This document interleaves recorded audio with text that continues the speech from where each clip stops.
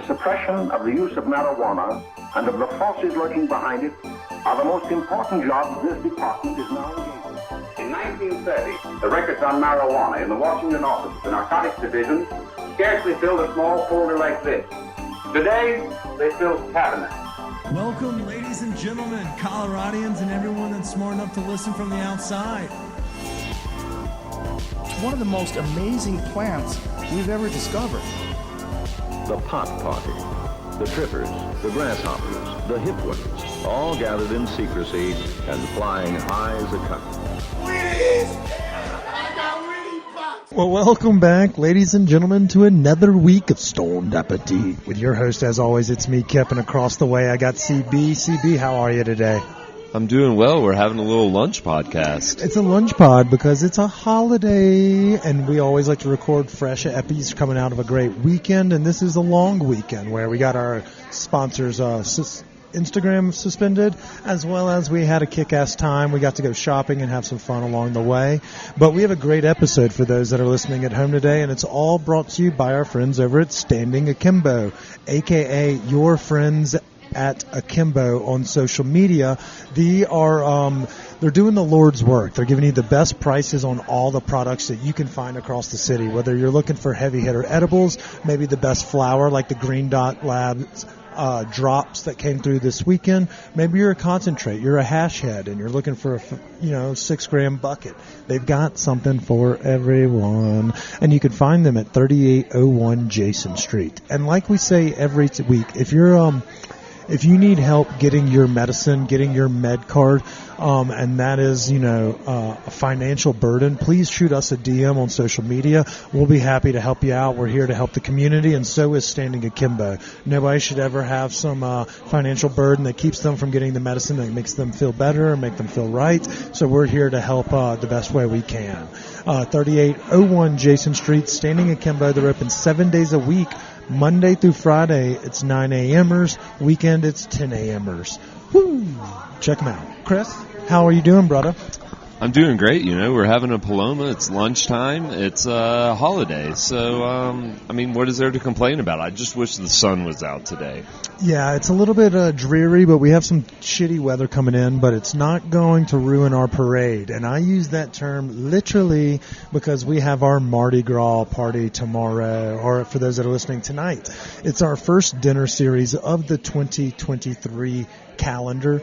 It'll be our first one and our last one before I go over to Spain to kind of feel the lay of the land, but we're very excited about the evening tonight with our friends from Catahoula Catering that are going to be turning up the Cajun snacks. Yes, cue the Professor Longhair music now. Yes, sir. We're going to get a little trombone shorty action and get a bunch of other great tunes that make us think of home. So it's a great one. But this is, we had a great week last week, and obviously you can hear us. We're doing a lunch pod. We're coming to y'all from Billy's Inn on 44th and Lowell, home of the deliciously unhealthy chicken salad, the BLT Southern Salad. So this little divey bar probably serves, middle tier snacks, but they have great service and all day happy hour on Monday. So Chris and I had to come grace their presence with our presence.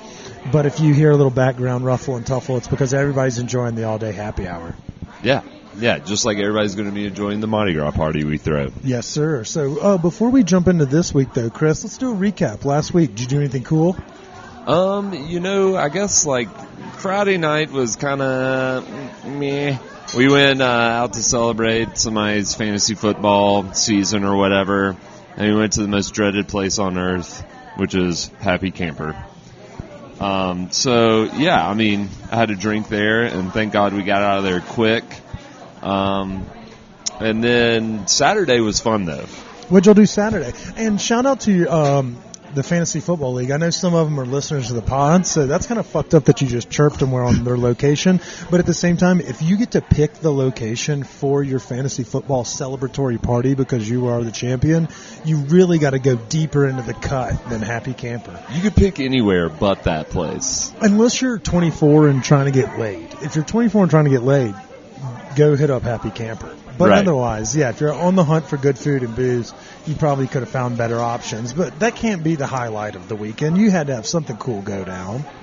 That couldn't have been the highlight of your weekend, could it, Chris? No, I'd say the highlight of the weekend was Saturday. Saturday we kicked it off with the Rocky Mountain Record Show, which we went and ran into you there, funny enough. Yeah, I don't think it was any coincidence. We were trying to get everybody and their mom to be at the event this weekend, and it was a fucking great turnout. It was 2 days, Rocky Mountain Record Show. They took over the Sports Castle this year, but Chris, you went last year for their first annual event. Night and day difference. What did you think? Oh yeah, this one, I was a little bit concerned going over there, just thinking it was going to be like the last one. The last one was at, I believe it was like Red Lines Art Center or something. It's over there near Rhino, but it was really small, really cramped. So it's just kind of annoying when you're trying to, scroll through a bunch of records in a bin and there's just people just bumping you. This spot was great. You had room. I feel like they had more vendors, and the vendors were fucking great. We walked away with awesome finds, and we didn't break the bank. And as many Topo Chicos as you could possibly drink. Free. Yeah, a sober man would have loved the place. And they had a bar, too, so it was a really cool scene. I think the best part about it was, like what you said, it wasn't breaking the bank. Yeah, you could get that $240, rare edition, The Cure, but those album. Are real collectors. Yeah, but then they had the stuff for like you and I. Like, I'll tell you, my favorite from the hall was a $5 vinyl that was called The Anthology of Mississippi Blues, and it's got a couple scratches, nothing crazy, but there's a multitude of different musicians, but it shows kind of like where we were in that time period. And I thought it was just a fucking sweet score as someone from the South, not necessarily a blues like fanatic or even crazy knowledgeable in any capacity, but $5, great tunes, and it's the perfect kind of music you want to listen to on a vinyl play, on the record player. And if you really think about it, we wouldn't have had rock and roll if we didn't have the blues. We wouldn't have had the Rolling Stones. We wouldn't have had so many things we enjoy today. So I always love snagging a good blues album, and I snagged John Lee Hooker. You're a hooker. So what was your favorite album? Was it the Johnny Lee? I think the John Lee Hooker one was, and then I also picked up the Allman Brothers Band Beginnings, which slaps. We put that on yesterday when it was a little sunny, and it kind of makes you want to drink and smoke reefers. That's what the Allman Brothers Band does. Maybe some cut-off jeans, but a lot of beers and a lot of reefer. No, that's a great call. We found Santana's first album available, and I was like, oh, hell yes. That's exactly what I want. There was a couple great gems in there. I grabbed a Prince's Greatest Hits as well, but there was something for everybody, and, when a 2-day affair like that is a great pop-up. I'll enjoy myself. Yeah, and I walked away with, 4 records for around $40. So I'd say that's a pretty damn good deal. Hell yeah. Well, Chris, that wasn't the only thing going on this weekend. There was, Vino Out the Trunk, the natural wine pop-up event. There was also what I hit up on Sunday, which was a fucking party called Philly Food Fest. How were the people? It wasn't as much disco biscuits as you would have thought. There were a lot of people wearing their Philadelphia Eagles green and their Sixers jerseys and things of that nature to represent to showcase their home teams. But at the same time, the crowd was a solid turnout. They had 2 different waves, a 4 to 5:30 and a 6 to 7:30. So it was a nighttime and a daytime club. But what A.J. Scheffler, who does Little Arthur's Hoagies, Philly-style Sammys, that we've talked about on the pod, he sold tickets. They went very quickly, but it was kind of paying homage to Northeastern-style cuisine, and he had chefs from around the metro area take part in presenting this. So Matt Doolin from Get Right, the team from Pizzeria Leopold, our friends from Right Cream, the crew from Samosa Shop, and Dave Hadley let me kind of film him while he did it, as well as, there's a couple other folks. Our friends from Rosalie's up in Longmont came down and did a tomato pie, and it was fucking delicious. I ate to my heart's joy, Chris. It was so good. What are your thoughts on the Philly cheesesteak? I don't think we've ever really discussed it. is it one of those things that, like, I'd try one, or is it one of those, like, if you were in Philly, you'd go for one for sure? No, I like the sandwich, but it's just like we talk about with all the sandwiches. It comes down to the bread. The bread is what really makes it. If you have shitty bread and it gets all soppy and like the American cheese and the meat melt through and it falls out the bottom, so it doesn't have that integrity that we speak of on a regular basis, that's when it loses me. So it starts with the bread. And so like even growing up eating Jimmy John's, which was our local, bullshit, it's like a Jersey Mike's for those in the South, definitely know what we're talking about. But they had a good Philly. So I'm not anti-Philly. And maybe it does slap a little harder on the Eastern Seabourn or whatever the fuck they are. But at the same time, I think some of AJ's other sandwiches, like his meatball hoagie, our sandwich is delicious. He has a buffalo chicken that is fucking immaculate. But you know me, I'm a cold cuts guy. So when he does one of those ones with like fresh mozz or a burrata and prosciutto and like fresh herbs on top, that's my fucking jam. So I'd say it's somewhere in the middle of the pantheon of sandwiches. Remind me again, though, are they making their own bread? AJ is making his own bread. Okay, yeah. I just wanted to confirm that. And also, didn't I see something where he's got a food truck or a food trailer now? He just announced that this past week. So obviously, y'all know that he's been at Sonny's and at King of Wings doing pop-ups and things, but he will soon be able to do weddings and catered events, and he can pull up and pop up at Red Rocks or wherever the fuck he wants to go, because those sandwiches will deliver. They just bring it in spades. Do you know if he's going to be operating it as a food truck, or is it going to be more like a catering vehicle? I don't know I don't think catering would be the right way, because I imagine he'll continue to do things in the terms of like pop-ups, like he already does 3 or 4 a week, but probably wanted a place that he could call home and move around the community. So I think this is a slam dunk idea by him. I know he had toyed with the brick and mortar, and that may still be in the cards, but maybe for spring and summer, he wants to be a little bit more mobile. And so I'm looking forward to chasing that fucking truck like a dog after the mailman. Yeah, I'll chase it on behalf of Westward. I see what you did there. Forgot about Food Truck Friday. You have a couple of heaters coming down the pike, don't you? I do. I'm not going to name the names of the food trucks because we want to keep the anticipation boiling. But I will say there was this one food truck that I tried on Friday, the Gorditas. And we're not talking like your Taco Bell Gorditas. We're talking like little homemade masa pocket pussy fried. Of dankness? Yes. I mean, little fried, like, the trick is she fries them. Most people do them on like a flat top. Yeah, and just kind of heat up.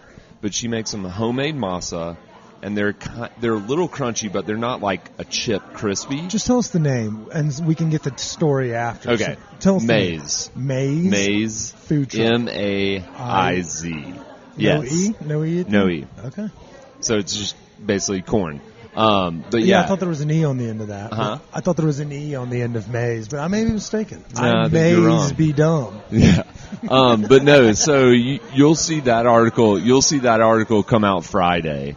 But yeah, the Gorditas fucking slap. She's a sweetheart, Maria. And I'm not gonna lie, I'm not a big fan of pork green chili. Like, it just like it's like it's pork water. Yeah, we're Southerners. We like the red shit. But I will not lie, this pork green chili, or it's green chili, you can add whatever protein you want. She makes the base, but it's gluten-free, and it's not water chili. Like, this has some thickness. I don't know what the hell she does to it, but I highly recommend any pork green chili enthusiasts out there, go try her green chili, add whatever protein you want, but I'm telling you, it's flavorful, it's thick. It was actually really damn good. Sounds like my dick. I love it. Flavorful and thick. I love it. For real, though, Maize Food Truck. You'll see the whole article on Denver Westward this Friday. But Chris has given that insight that, you're not going to find damn near anywhere else. So make sure you check it out. Well, we have another week ahead, but I wanted to kind of tease one other place, Chris, that I ate. It's in kind of the No Frills camp, and that is Hong Kong Barbecue. I posted about it yesterday on social media. Unbelievable chicken wings. Peking duck. It's located right there on Federal Strip Mall, right next to Tony Pho, and right around the corner from Star Kitchen. thoroughly recommend. So while we're giving shout-outs, I want to give that one a shout-out. So I saw that with the Peking duck. Did you just take kind of like those bao buns and grab your bite? And yeah, do they have like a little hoisin glaze? Oh yeah, hoisin glaze, a little spring onion, and then some tomatoes to really spruce it up, and then that fatty layer between the skin and the meat that you can like pull apart and do a little Silence of the Lambs. La, la, la, la. That's why why duck's so good, because of the fat on the duck. It is just so good. But then speaking like price wise, is it? I mean, like if you go out there, it was $25 a head, and we got one of fucking everything. We got we got a fish, like a whole fish that was in the same size, maybe a little bigger than a sardine. It's flash fried, salt and peppered. We got eggplants stuffed with shrimp. That was immaculate, and it had a sauce over the top. But these chicken wings, Chris. Oh my God. Rice flour, so they were real light, kind of reminds you of that Willa May Scotch House. Not that level of flavor, but close in terms of the texture and the lightness.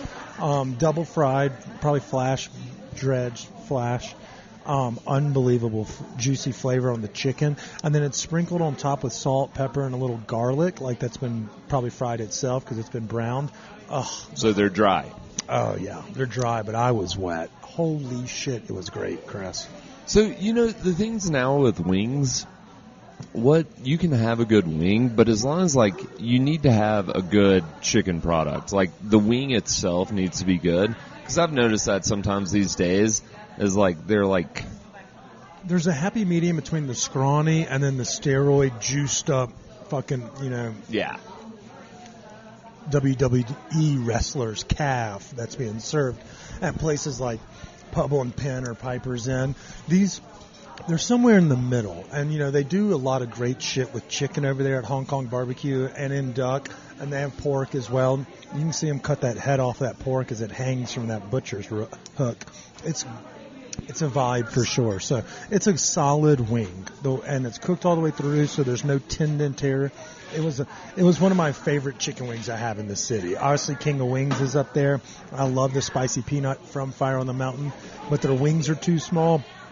I like the texture over at Ace Eat Serve on the tiger wings with the crunch and the zip. Those are good wings. The sweet, heat with that crunchiness. These are up there, better than Ace for sure. Probably in the pantheon, competing with King of Wings. You remember back in the day when they had 25-cent wing nights when we were in high school, and I think by college it was up to 50 cents. No, they had $5 all you could eat chicken wings at Pubble and Pearl, Pubble and Penn on Wednesdays and Thursdays. You can't find that these days. I wonder if they still do it. I don't know, because those chicken wings prices have gone up. But you're paying around $1.50 per wing now, most places. I'm just saying, it's not like it was back in the day. The good old days. Well, Chris, we have a kick-ass week this week. Two more things I wanted to touch on before we get out of here today. First is, we talked a little bit about Hong Kong barbecue, but did y'all know that this Wednesday through Sunday is the kickoff of Mile High Asian Food Week? And what that entails is it's 50-plus restaurants and community restaurants and businesses that will be participating with secret menus, great deals, delicious foods.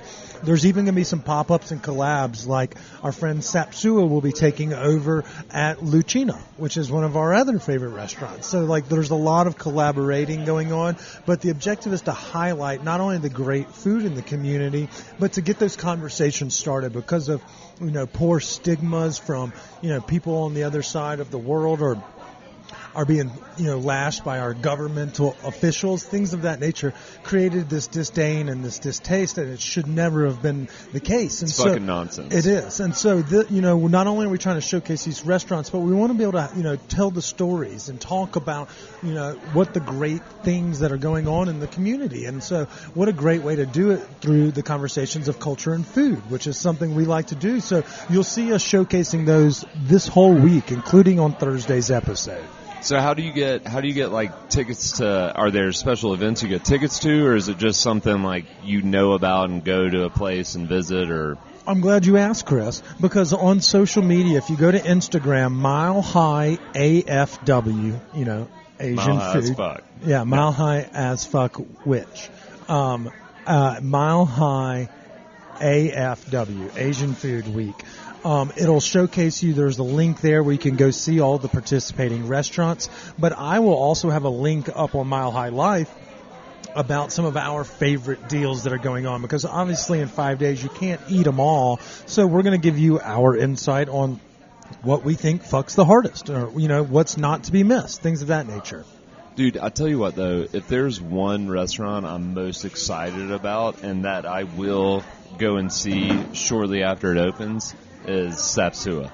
Like, that's bar none. I will drop whatever I'm doing, even if it's a solo trip, I'm going as soon as I can. Yeah, me and Anna of them, they kill it. And you know who's another one in that camp is Meta Asian Kitchen. Now that they're getting out the awful fucking palace that is Avanti, the neighbor to your restaurant last week, now that they're getting out of that hellhole, they're going to have their own restaurant downtown. And so we're going to bother the shit out of them. They have great stoner snacks, but also, some really spicy noodles. They channel some of their family's flavors and dishes and recipes. And that's what this week really all is about as well, is family, telling, a story through food. And so we're going to have a great, front row seat, because we're going to be eating to our faces' content. And I can't wait. And also, before we go, big news, because we're meeting this week to discuss the second annual Stone Appetit March Madness bracket. That is exactly right, Chris. So next week we will have some of the committee that we've been teasing for the last couple weeks on the podcast to talk about the selection team. And so you'll hear that next Thursday when the bracket is announced. So it'll be 68 teams. All the voting will be done on our social media pages, and the winner will come home with a 4-foot fucking trophy. And the notoriety of being Stone Appetit's bracket winner, which is, 5 million impressions a day last year, Chris. Literally, it was shared by Axios. They were so nice enough to spread the word. But what this really does is it just lets the community vote on what they like most. And so even if you don't get first place, because there can only be one winner, making a run as a barbecue restaurant to the Sweet 16, beating out fine dining establishments, that's something in itself that should be noted. And then, the Stoner Eats, will a pizza place beat, your Tavernettas or your Sunday Vinyls? Like, it's going to be a lot of fucking fun watching them all duke it out and watching the community really show, with their vote, who they really like. And, the great thing about this is, number one, it's not a diss on anybody that wasn't included. It's just the way we think about different restaurants around Denver. And it's neither good nor bad, but at the same time, if you get your restaurant involved, if you pump your staff to pump it more, that's how teams eke out wins. It's truly a community-driven, if you win it, it's because, you guys were pumping social media, you were doing the right things. It comes down to how hard you want it. Yeah, I think everybody, you can go back to last April's episode where we had both Tommy Lee from Hop Alley and Caroline Glover, James Beard Award-winning mother of one, Franny. Congratulations, Caroline and Congrats. Nelson. We're happy for you. But you heard them talk about it. It's campaigning, but it's also, you're proud of your restaurant. You want to showcase it. And I think that the restaurant staff is in that same camp. And so that's why we've added more to the prize pool for the winning restaurant. Not only will you get a gift card to Bar Green Ellingson so you can actually stock the back of house with new quarter pans, or if you wanted a new cast iron set, whatever the fuck y'all may want. I don't actually know what every restaurant's needs may be, but that's the best thing about Bar Green is they have something for every restaurant, and they're excited to be giving another gift card to the winning restaurant this year, as well will Callie's Cannabis. They're going to load up the back of house and front of house with fuck tons of marijuana. We're talking ounces, we're talking eddies, we're talking carts. So the winning restaurant will be stoned to the bone for a week after. Like how most folks get to go to, Patty Mahomes is going to fucking Disney World. We're going to send these people to the goddamn moon. We're going to give them so much weed. And our friends from Mr. B's Liquor. There's 3 locations, Stanley Marketplace, the Golden Triangle, and my favorite, the Ballpark location right off Park Ave. they are also going to be donating a gift card or some booze, and so the restaurant will be able to shower themselves in champagne or natural wine or whatever you want, because Mr. B's has such a great selection and great prices that you'll be able to get something for the whole team. So everyone's going to come away a lucky winner, but that winning restaurant's going to fucking come home with a care package. Yeah. And who knows, maybe I might throw in like a dessert spot. You know, I mean, we never thought about like ice cream spots and things like that, but those might be able to compete. Who knows? It's going to be a fucking awesome March. What we're also going to see, Chris, is we may see a different genres, you know, so we're going to have a different, it won't be barbecue versus barbecue. They're all going to be mixed up together, so it wouldn't be like the ACC playing against the ACC and the so-and-so and so-and-so. Everyone will be dispersed, so there will be some true juggernaut matchups. It's going to be awesome. Yeah, I misspoke there, but I didn't. Okay, so I think that wraps up this week's, primer episode. We have a kick-ass drop for you on Thursday. I have to run here soon, Chris, because I am going to be the guest speaker of a college course tonight at Metro State University. People are paying for that, so you better deliver. Wouldn't you be fucking pissed if you're like, yeah, tuition is so-and-so amount of dollars, and then once a month they have a guest speaker, and then my stone, stupid fucking ass walks in there, and they're like, what's up? Do you have a laser pointer? I don't. And they asked me, they were like, so are you going to bring like a PowerPoint? I was like, not going to bring. It's all about the PowerPoint effects. That's how you get them. I mean, I can talk for 45 minutes with a microphone in my hand, as it's very much apparent here on this podcast. So I guess we'll probably just do it that way. And then I have this sneaking suspicion they're all going to make fun of me because our TikTok is just lame as shit. So I don't really know. I'm very nervous. Maybe we get a few tips from that. Yep. And, really just talk for like maybe 15 minutes and then Q&A. That's exactly what I'm going to do, Chris, and maybe see if we can recruit some. So it's for those that are wondering what fucking class. I don't know. It's got something to do with hospitality management or cannabis and culinary worlds, which is fitting because we're about to do this dinner so we can speak on the headaches and the trials and the tribulations, as well as the joys of having a successful dinner go on. So, I mean, while I will be thinking constantly in the back of my mind about things we need to get done before Tuesday night's event on Monday night, fuck it. Let's have some fun tonight. Let's teach some kids some new words. The one thing we did forget to mention, what's that? Last of Us. Oh, my God. Chris, you're caught up. I am. It's a doozy. It's heartbreaking because you fall in love with a character, and then the next thing you know, they're gone. But that's what's great about it, I guess. And, like, last night's episode, no spoiler alerts, but you're left like, nah, that couldn't have happened. And, like, I still don't believe, not necessarily Santa Claus, but I don't believe what I saw to be true, and it breaks my heart every time.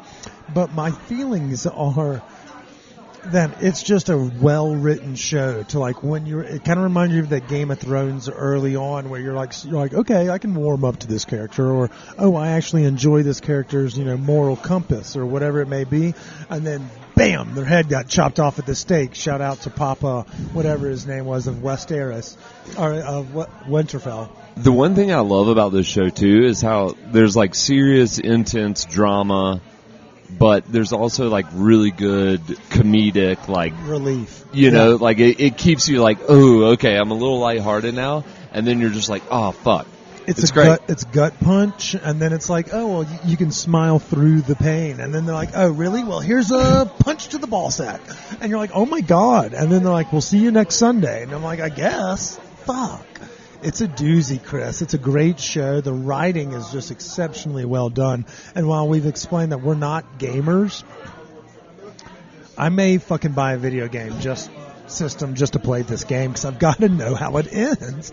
If one season obviously doesn't sum it up, which obviously I have a sneaking suspicion it won't, shit. It's going to be, I'm going to fucking buy a PlayStation 5. I fucking know it. Same for the other show, though. I love Shrinking. That was a great recommendation by you. I think that one's really, it's kind of finding its stride with personalities in the show and each character kind of coming into themselves. I think that's a really good television show. So if you're looking for like a Ted Lasso with PTSD or with suicidal tendencies, this is a great show. That's a good way to put it. Yeah. Well, Chris, we gave him spoilers. We gave him tips for this week. We gave him some advice from last week's dining experiences. Did we miss anything before we get out of here? No. Just, Mardi Gras party. Mardi Gras, baby. Happy Mardi Gras. All right. Well, until next week, we want to say stay high, stay hungry. Les bon temps roulés.